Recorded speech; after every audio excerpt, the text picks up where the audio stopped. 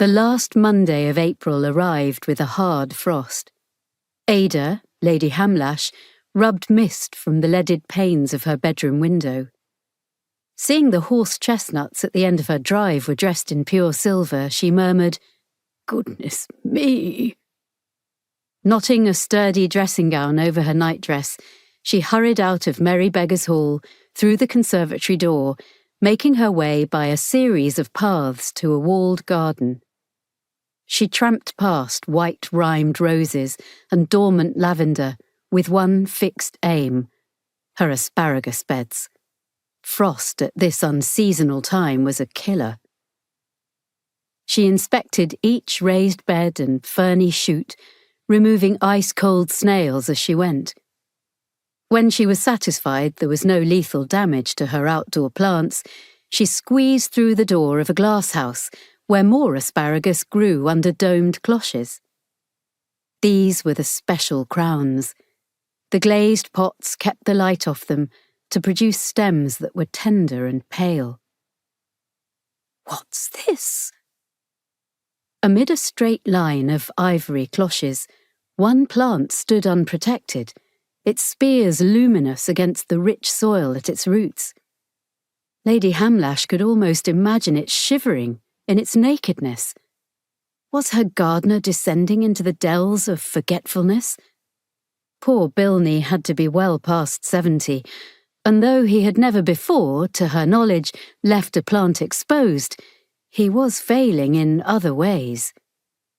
How many times had she asked him to repair the glasshouse door so she might get in and out without catching her elbows?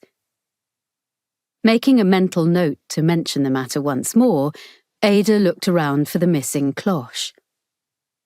It was on the brick walkway which ran between the raised beds. Lifting it up, Ada's mouth fell open.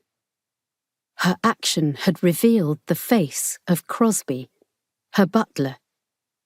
She slammed the cloche down, blocking out the man's appalled and fixed expression. One highly excusable, considering that only Crosby's head lay at her feet. The remainder of his person was missing. Being a woman of stern self-discipline, Ada Hamlash neither screamed nor fainted.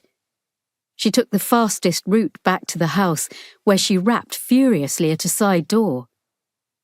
Only when her butler opened it, and proved himself to be fully alive by wishing her a mildly bewildered "Good morning, my lady," did she emit a blood-curdling shriek. A shriek that startled the rooks from the chestnut trees and echoed through the ground floor of Merry Beggars Hall. 8 months later. Chesterfield Gardens, Mayfair, London. The second post had brought 2 letters, one plain, the other a jaunty lilac colour. Jemima Flowerday hesitated over which to open.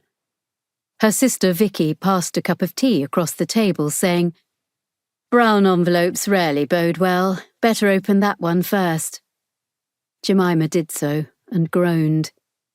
"You're right. It's the children's school fees.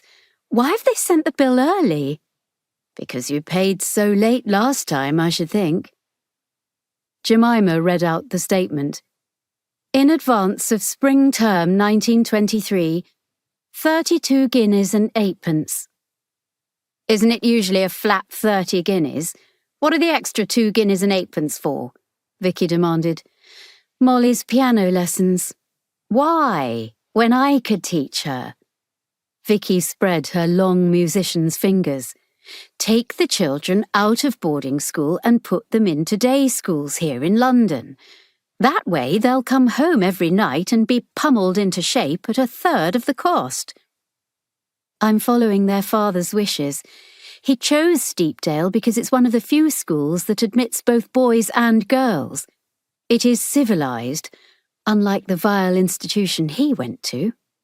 Simon didn't envisage you being left to foot the bill alone,"